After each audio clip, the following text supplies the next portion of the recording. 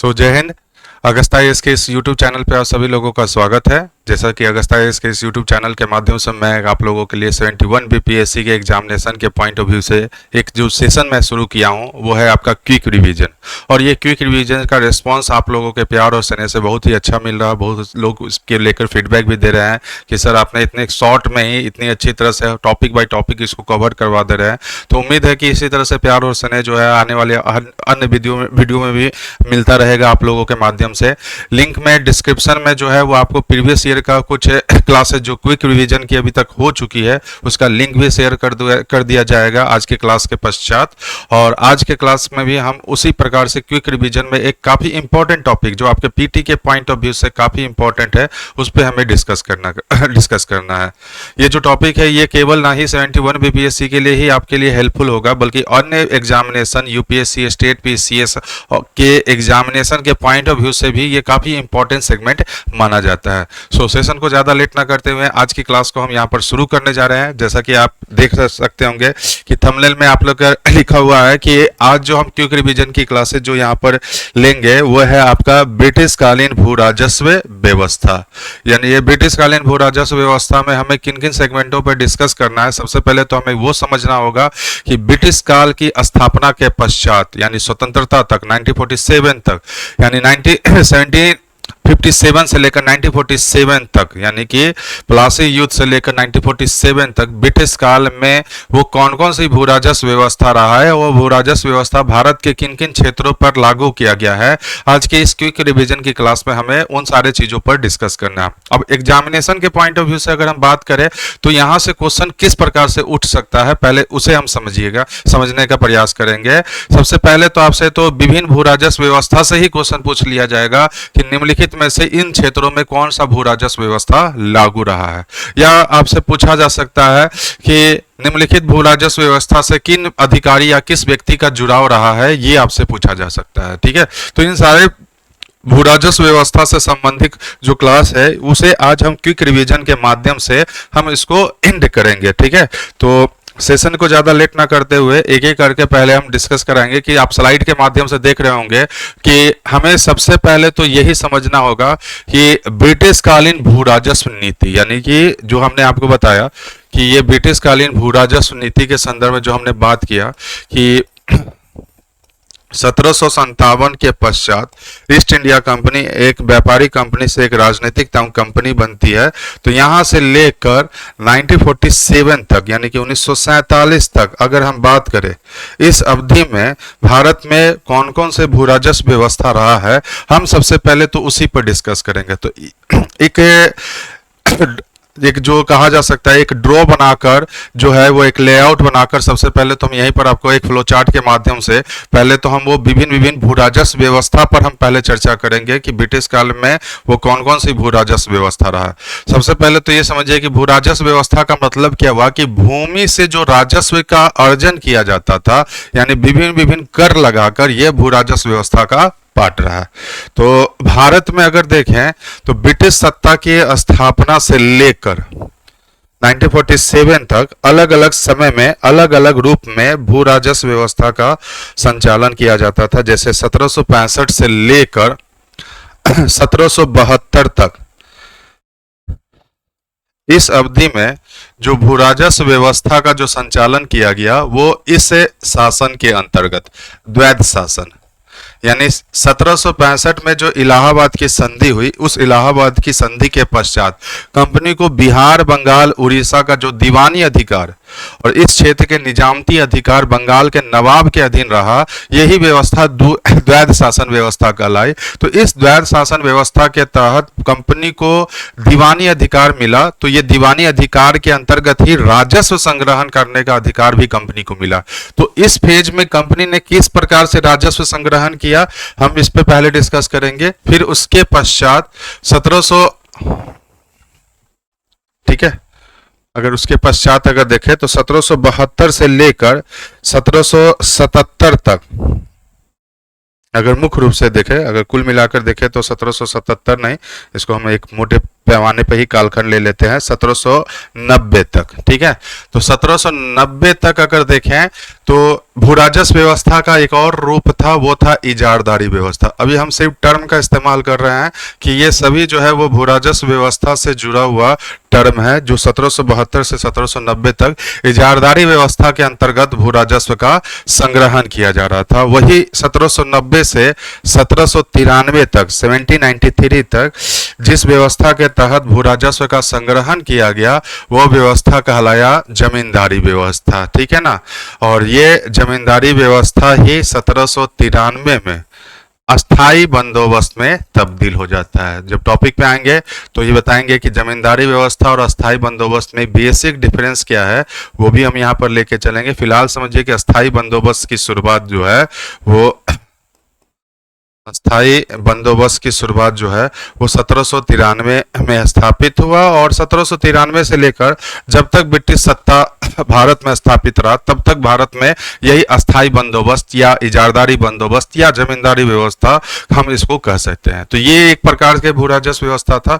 उसी प्रकार से भारत के कुछ क्षेत्रों में जैसे 1820-22 के बीच में अगर देखें तो भारत के कुछ क्षेत्रों में एक अलग प्रकार का व्यवस्था स्थापित हुआ। जैसे दक्षिण भारत के संदर्भ में देखें तो ये है आपका रैयतवाड़ी व्यवस्था, और उत्तर भारत के संदर्भ में देखें तो ये है आपका महलवाड़ी व्यवस्था। ये महलवाड़ी व्यवस्था जो 1820-22 के बीच में ये दोनों व्यवस्था स्थापित हुआ। तो ये सभी भूराजस्व व्यवस्था का रूप था। उसी प्रकार से 1860 में कुछ क्षेत्रों में टेम्पोररी यानी अस्थायी तौर पर कुछ व्यवस्था स्थापित हुआ, और वो व्यवस्था था एक ताल्लुकदारी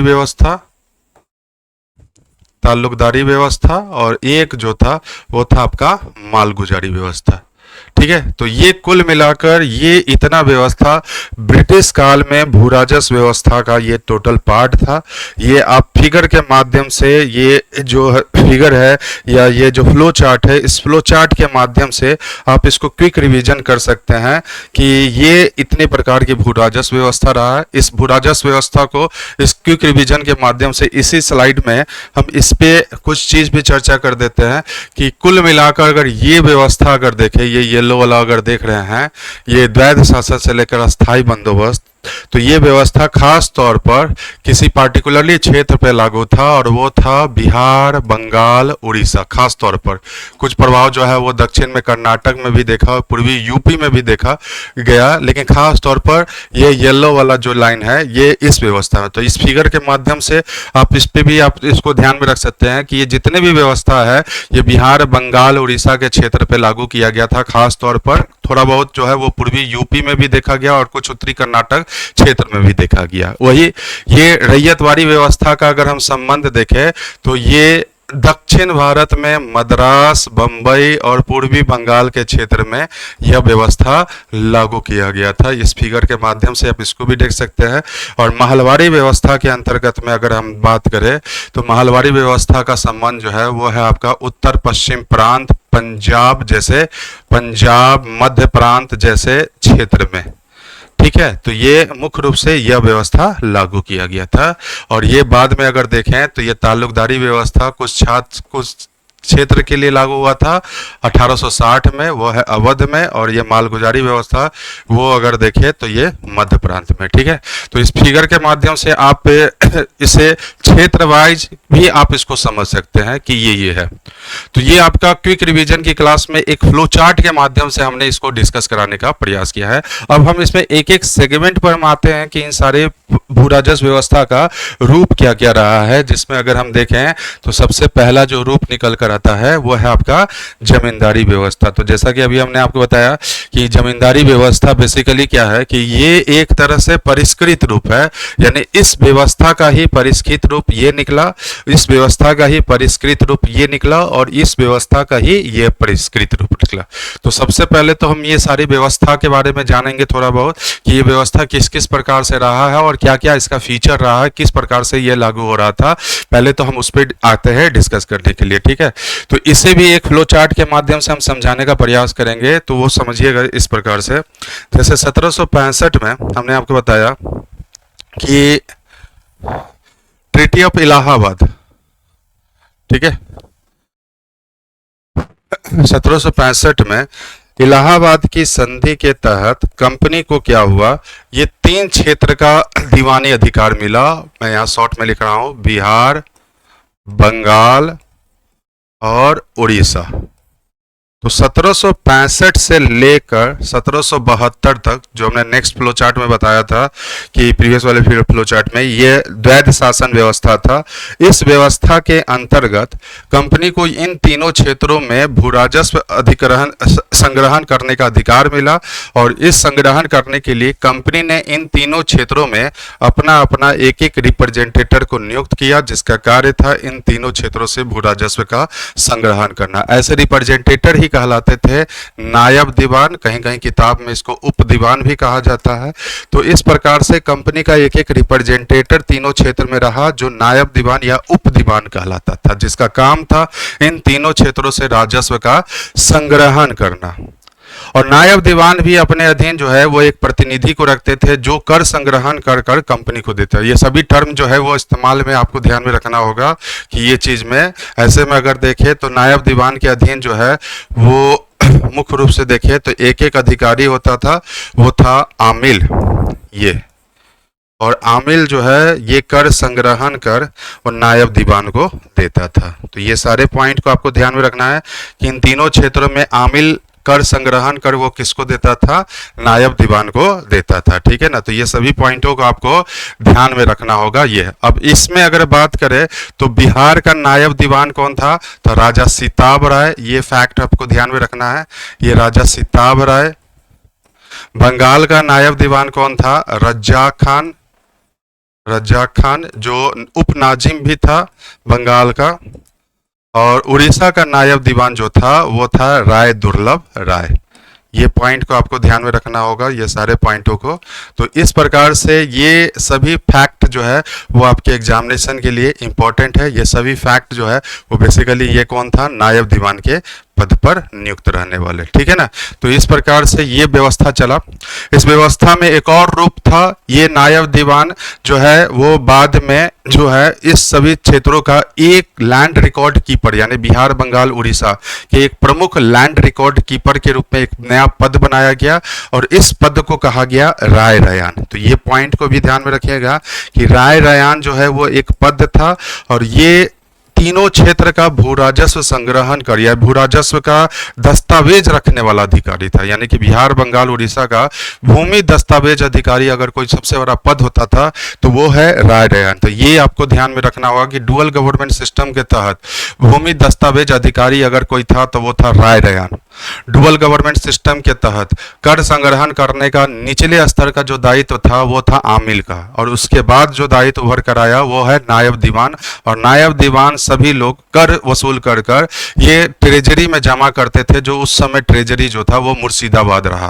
तो इस प्रकार से ये व्यवस्था चलती आ रही थी। इस व्यवस्था में काफी भ्रष्टाचार देखा गया, और इसी भ्रष्टाचार का प्रमाण जो है वो एक रिपोर्ट से निकल कर आता है, वो है आपका फर्मियर रिपोर्ट। तो ये ध्यान में रखिएगा, ये फर्मियर रिपोर्ट ने ही डुअल गवर्नमेंट सिस्टम के भ्रष्टाचार को उजागर किया, और इसे उजागर करने से ही क्या हुआ, इस व्यवस्था को हटाया गया, समाप्त किया गया, और इसके जगह पर जो नया व्यवस्था लाया गया वो व्यवस्था था इजारदारी व्यवस्था। अब ये इजारदारी व्यवस्था क्या है, इससे भी कुछ टर्म को आपके एग्जामिनेशन के लिए इंपॉर्टेंट है, उस टर्म को समझने का प्रयास कीजिएगा। फिलहाल ये समझिएगा कि 1765 से 1772 तक ये डुअल गवर्नमेंट सिस्टम था, जिसके तहत कंपनी एक एक प्रतिनिधि अलग अलग क्षेत्र पर नियुक्त करती थी, और यह प्रतिनिधि का काम था कर संग्रहण कर वो मुर्शिदाबाद ट्रेजरी में जमा करना। यह व्यवस्था के तहत एक सर्वोच्च भूमि दस्तावेज अधिकारी होता था, जिसको राय रयान कहते थे। और 1770 में जब यह बंगाल में भीषण अकाल पड़ा तो इस व्यवस्था पर प्रश्न चिन्ह लगा दिया। परिणामतः क्या हुआ, यह व्यवस्था को समाप्त कर ये एक नया व्यवस्था लाया गया 1772 से लेकर 1790 1790 तक, और वो व्यवस्था आपका कहलाया 1772 से 1790 तक, ये जो व्यवस्था कहलाया यही है आपका इजारदारी व्यवस्था। अब ये इजारदारी व्यवस्था बेसिकली होता क्या है इसको समझिएगा, और ये किस प्रकार से काम करता था वो समझने का प्रयास करेंगे। जैसे कि इजारदारी व्यवस्था भी बिहार, बंगाल, उड़ीसा में लाया गया था, डुअल गवर्नमेंट सिस्टम के जगह पर लाया गया था, जिसके तहत पूरे बिहार, बंगाल, उड़ीसा को 6 डिवीजन में बांटा गया। और ये 6 डिवीजन इस प्रकार से बटा हुआ था, ये division 1, division 2, division 3, division 4, division 5, ठीक है, डिवीजन 5, डिवीजन 5 और डिवीजन 6। तो इस प्रकार से ये 6 डिवीजन में रहा, और प्रत्येक डिवीजन के अधीन जो है वो इंग्लिश कलेक्टर हुआ करते थे, यहीं से कलेक्टर शब्द निकला। और प्रत्येक डिवीजन का एक हेड हुआ करता था, वो था रेवेन्यू काउंसिल, और इसके अधीन कई सारे इंग्लिश कलेक्टर होते थे। और यही इंग्लिश कलेक्टर का जो काम था वो काम था बोली लगवाने का। तो सबसे पहले तो आपको ध्यान में यही रखना होगा कि ये डिवीजन सिस्टम जो था वो बिहार, बंगाल, उड़ीसा क्षेत्र में लागू हुआ। पूरे बिहार, बंगाल, उड़ीसा क्षेत्र को 6 डिवीजन में बांटा गया। ये 6 डिवीजन कौन कौन है ये भरभली सुन लीजिएगा। जैसे डिवीजन नंबर 1 कलकत्ता, ढाका, वर्धमान, मिदनापुर, बीनापुर और पटना, ये 6 डिवीजन जो था, मैं फिर से रिपीट कर रहा हूं, जो ये D1, D2, D3 जो है वो 6 डिवीजन में था। कलकत्ता, ढाका, वर्धमान, कलकत्ता, ढाका, वर्धमान, ये 3 नाम को ध्यान में रखना है। मुर्शिदाबाद और पटना तथा बीनापुर, ये 3 नाम को ध्यान में रखना है। ये पटना, वर्धमान, ठीक है, पटना, वर्धमान, ढाका, मुर्शिदाबाद, पटना, ठीक है ना, कलकत्ता, ठीक है। फिर से मैं रिपीट कर रहा हूँ, मैं बार बार पटना बोल दे रहा हूँ। ये जो 6 डिवीजन था उसमें से डिवीजन 4 जो थे वो बेसिकली बंगाल क्षेत्र से जुड़े हुए थे। वो 4 थे कलकत्ता, मुर्शिदाबाद, ढाका और वर्धमान। ये 4 डिवीजन जो है वो बंगाल से जुड़े हुए थे। एक डिवीजन पटना से जुड़े हुए थे बिहार से, और एक डिवीजन उड़ीसा से, बीनापुर। तो टोटल 6 डिवीजन था। ये 6 डिवीजन जो है वो है कलकत्ता, मुर्शिदाबाद, ढाका, वर्धमान, पटना और बीनापुर, ये 6 डिवीजन। ये 6 डिवीजन, और प्रत्येक डिवीजन के अंदर में ये इंग्लिश कलेक्टर होते थे जिनका काम था बोली लगाना अपने अपने क्षेत्रों में। तो ये जो बोली लगाने वाले व्यवस्था था इसी को इजारदारी व्यवस्था कहा गया। तो 1772 से 1790 तक बिहार, बंगाल, उड़ीसा के क्षेत्र में सर्वाधिक बोली लगाने वाली व्यवस्था स्थापित हुआ, जिसको इजारदारी व्यवस्था कहा गया। इस व्यवस्था के तहत जो बोली लगाने वाला व्यक्ति होता था उसको इजारदार कहा गया, और ये व्यवस्था इस प्रकार से चला 5 साल तक। यानी ये जो बोली लगाने वाला जो सिस्टम था वो 5 ईयर तक था। यानी कोई व्यक्ति अगर ये बोली लगा देता था तो उसके अगले 5 सालों तक उसको उस क्षेत्र का भू राजस्व संग्रहण करने का अधिकार दिया गया, जिस कारण इस इजारदारी व्यवस्था को पंचसाला बंदोबस्त भी कहा जाता है। ये बोली लगाने वाला व्यक्ति कोई भी हो सकता है, बाहर का भी हो सकता है, इसलिए इस व्यवस्था के तहत बिहार, बंगाल, उड़ीसा के क्षेत्र में बाहरी लोगों का प्रवेश हुआ, और ऐसे बाहरी लोगों के प्रवेश के लिए ही एक टर्म इस्तेमाल किया गया, दूरवासी जमींदार। तो ये भी पूछा जा सकता है कि दूरवासी जमींदार किस व्यवस्था से जुड़ा रहा, तो ये इजारदारी व्यवस्था। पंचसाला बंदोबस्त किस व्यवस्था से जुड़ा रहा, तो ये इजारदारी व्यवस्था के तहत, जिसके तक 5 साल की बोली लगाने की व्यवस्था की जाती थी। ये व्यवस्था 1772 से लेकर 1777 तक चली, और 1777 के बाद से लेकर ये 1 ईयर इसको स्थापित किया गया। तो ये व्यवस्था 1 साल वाला रहा। तो इस प्रकार से ये आपका रूप जो था ये आपका निकल कर आता है इजारदारी व्यवस्था। यानी इजारदारी व्यवस्था सर्वाधिक बोली लगाने वाली व्यवस्था थी।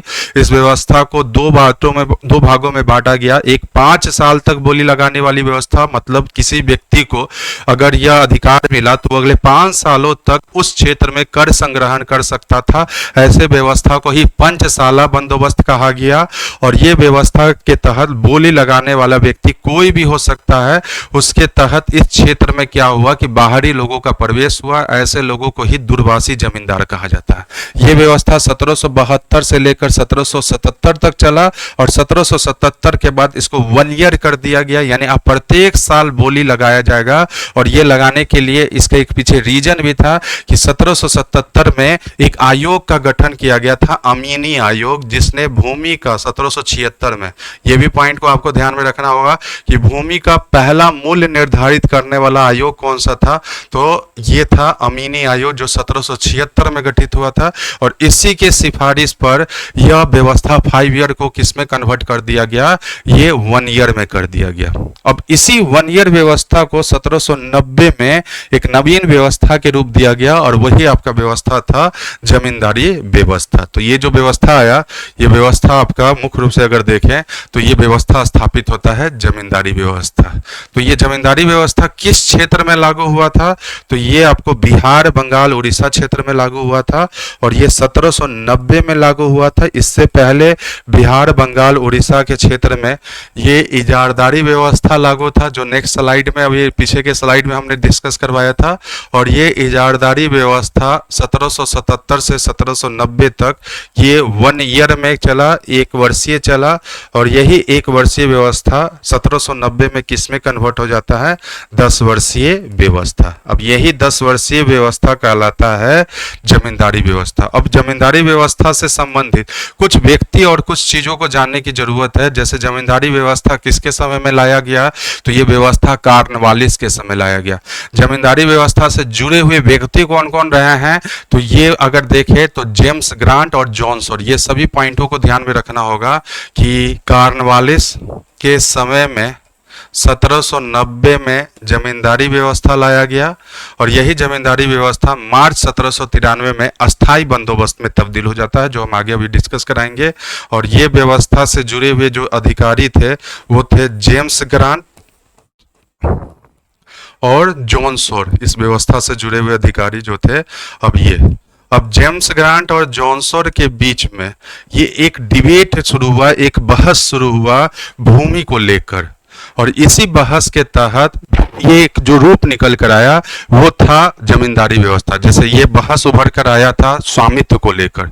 जेम्स ग्रांट का मानना था कि जो संग्रहण करता है, यानी कि इस व्यवस्था के तहत भी संग्रहण करता था, जिसको 1 साल, पहले 5 साल, फिर 1 साल रहा, तो जेम्स ग्रांट का मानना था कि यह संग्रहण करता केवल और केवल संग्रहण करता है, जबकि भूमि का वास्तविक स्वामित्व जो है वो है ब्रिटिशर। लेकिन जॉन सॉर का मानना था कि जो संग्रहण करता है वही भूमि का वास्तविक स्वामी है। इसलिए जॉन सॉर का तर्क था कि संग्रहणकर्ता को ही स्वामित्व बनाया जाए और जॉन सॉर के विचार से कॉर्नवालिस जो है वो सहमत था, इसलिए संग्रहणकर्ता को ही भूमि का स्वामित्व बना दिया गया। अब दूसरा एक डिबेट उभर कर आ गया जॉन सॉर और कॉर्नवालिस के बीच में।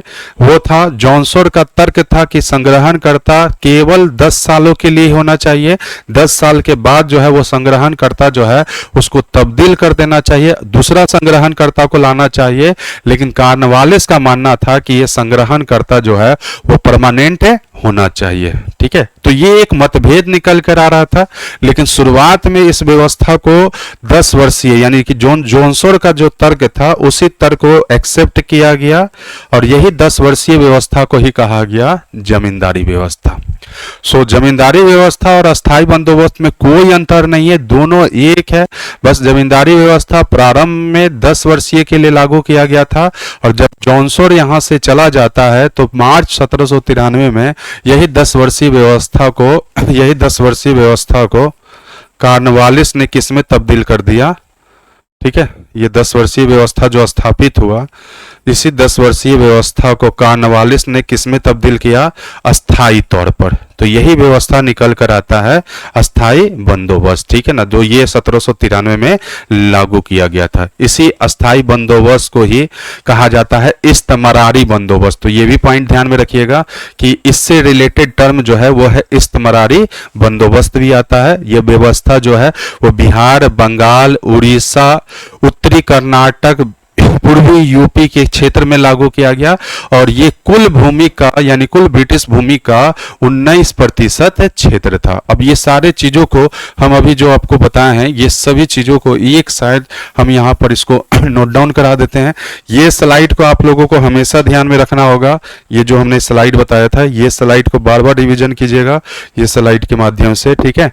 अब ये जो व्यवस्था है कॉर्नवालिस के द्वारा जो जमींदारी व्यवस्था या इस्तेमारी व्यवस्था लाया गया, इस व्यवस्था से कुछ टर्म है उस टर्म को समझिएगा। जैसे 22 मार्च 1793 को ये अस्थाई बंदोबस्त लाया गया, जो पहले जमींदारी व्यवस्था रहा उसी को परमानेंट कर दिया गया था। यह व्यवस्था जो है वो कुल ब्रिटिश भूमि का 19% क्षेत्र पर लागू किया गया था, यानी जितना क्षेत्र में ब्रिटिश साम्राज्य था वहां के 19% क्षेत्र में लागू किया गया था। ये क्षेत्र खास तौर पर यूपी में भी पूर्वी यूपी का क्षेत्र, गाजीपुर वाला जो क्षेत्र है, बनारस वाला जो क्षेत्र है वहां, बिहार, बंगाल में भी ध्यान रखिएगा, पूर्वी बंगाल के क्षेत्र को छोड़कर पूर्वी बंगाल में रैयतवाड़ी व्यवस्था लागू किया गया था। उड़ीसा और उत्तरी कर्नाटक, ये सभी जो नाम है ये सभी इससे रिलेटेड है। ये सभी फैक्ट को आपको ध्यान में रखना होगा। दूसरी तरफ इस जमींदारी व्यवस्था पर अंकुश लगाने के लिए कॉर्नवालिस के द्वारा सूर्यास्त का नियम लाया गया था, सूर्यास्त नियम। तो ये भी आपको पॉइंट में ध्यान में रखना होगा कि किस व्यवस्था के तहत सूर्यास्त का नियम लाया गया था। तो ये इस्तेमारी या जमींदारी व्यवस्था के रूप में, और ये व्यवस्था जो स्थापित हुआ 1790 और उसके बाद 1793 में, ये परमानेंटली चलता रहा 1947 तक, जब तक देश से आजाद नहीं हो गया। ठीक है, तो ये आपका एक प्रमुख भू राजस्व व्यवस्था था जो हमने यहाँ पर डिस्कस कराया।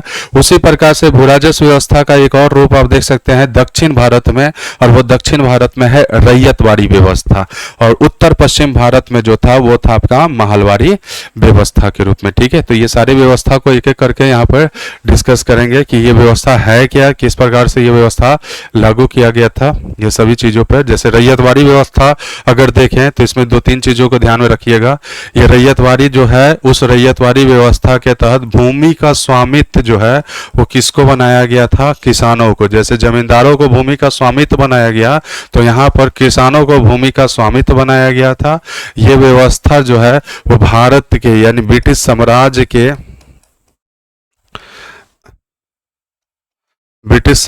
के 51% क्षेत्र में लागू था। इस व्यवस्था से जुड़े हुए जो व्यक्ति थे वो थे अलेक्जेंडर रीड, ये नाम सब ध्यान में रखिएगा। जैसे हमने जमींदारी स्थायी व्यवस्था में कॉर्नवालिस और जेम्स ग्रांट और जॉन सॉर का नाम लिया था, उसी प्रकार से अलेक्जेंडर रीड जिन्होंने बंबई में इस व्यवस्था को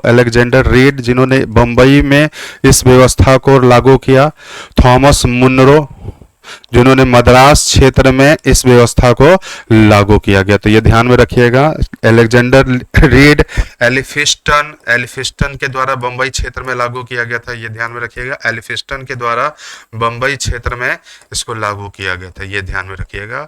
और अलेक्जेंडर रीड और थॉमस मुनरो का संबंध जो है वो किस क्षेत्र से है, वो है मद्रास से। यह व्यवस्था सबसे पहले प्रारंभिक तौर पर कब अपनाया गया था, तो प्रायोगिक तौर पर 1792 में, लेकिन परमानेंटली कब लागू किया गया, 1820 में। 1792 में इसे लागू किया गया था ट्रीटी ऑफ श्रीरंगपट्टनम की संधि के तहत, जो हमने मैसूर के दौरान पढ़ाया था कि तृतीय आंग्ल मैसूर युद्ध में जब ब्रिटिश का आधिपत्य स्थापित हुआ तो उसने कई क्षेत्र मैसूर को अधिग्रहित किया था, जिसमें से एक क्षेत्र था बारामहल, और उसी बारामहल क्षेत्र में इसने प्रायोगिक तौर पर इस व्यवस्था को कुछ समय के लिए लागू किया गया। तो रैयतवाड़ी व्यवस्था से जुड़े हुए जो व्यक्ति है वो व्यक्ति इतने सारे हैं जो आपको पीटी के पॉइंट ऑफ व्यू से ध्यान में रखना है। Alexander Read, Thomas Munro, Elphinstone. ये व्यवस्था दक्षिण भारत में मद्रास, बंबई, पूर्वी बंगाल क्षेत्र में भी लागू किया गया था। इस व्यवस्था के तहत कर संग्रह, ये भूमि का स्वामित्व जो है वो किसानों को बनाया गया था, और ये व्यवस्था सबसे ज्यादा क्षेत्र में लागू था, और कर का दर भी इस व्यवस्था के अंतर्गत काफी अधिक रखा जाता था, जिस कारण किसान जो है वो साहूकार और महाजनों के चुंगल में फंसते चले गए। तो ये भारत में, दक्षिण भारत में रैयतवाड़ी व्यवस्था का एक रूप था। उसी प्रकार से उत्तर पश्चिम उत्तर भारत या मुख्य रूप से पंजाब क्षेत्र में अगर देखें तो यह महलवाड़ी व्यवस्था रहा है। यह महलवाड़ी व्यवस्था कुल ब्रिटिश भूमि का 30% क्षेत्र में लागू किया गया। इस महलवाड़ी व्यवस्था के तहत महाल का मतलब होता है ग्रुप ऑफ विलेज, यानी गांवों का समूह। ये गांव का समूह कहा जाता है, ग्रुप ऑफ विलेज गांव का समूह कहा जाता है। और इसके से एक प्रतिनिधि को चुनकर वो कर संग्रहण करने का अधिकार दिया गया। व्यवस्था के तहत भूमि का स्वामित्व किसको रखा गया था? तो ये भूमि का स्वामित्व बनाया गया था किसानों को, ये भी ध्यान में रखना होगा। और इस व्यवस्था से जुड़े हुए व्यक्ति जो थे वो है हॉल्ट मैकेंजी, ये नाम आपको ध्यान में रखना है।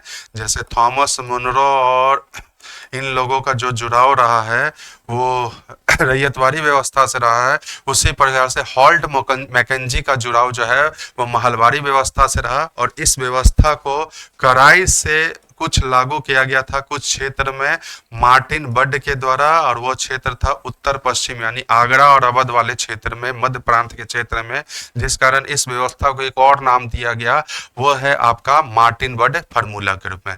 तो ये एक और भू राजस्व व्यवस्था का एक रूप था जो उत्तर पश्चिम पंजाब और मध्य भारत क्षेत्र में लागू किया गया था, जो कि महलवाड़ी व्यवस्था था, जिसके अंतर्गत भूमि का स्वामित्व किसानों को, जिसके तहत महाल मतलब ग्रुप ऑफ विलेज, और उस विलेज से एक प्रतिनिधि का चयन जिसका काम था कर संग्रहण कर ब्रिटिश को देना। इसमें भी कर का दर अधिक था। और इस व्यवस्था में एक नया रूप अपनाया गया था माप प्रणाली, यानी मानचित्र को देखकर कर संग्रहण कर निर्धारण करने का बात का।